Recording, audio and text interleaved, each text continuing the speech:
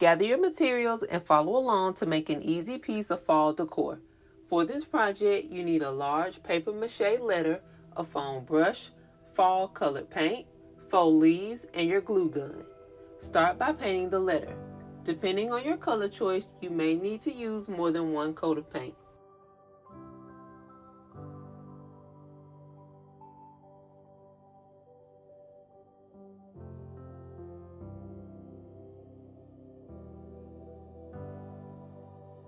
Once the paint is dry, use your glue gun and cover the front of the letter with your leaves.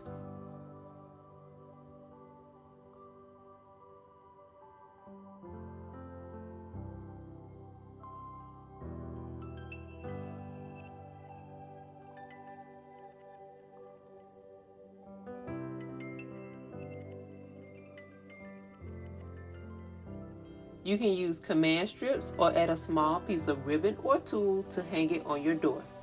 Thanks for watching and make sure to like and subscribe.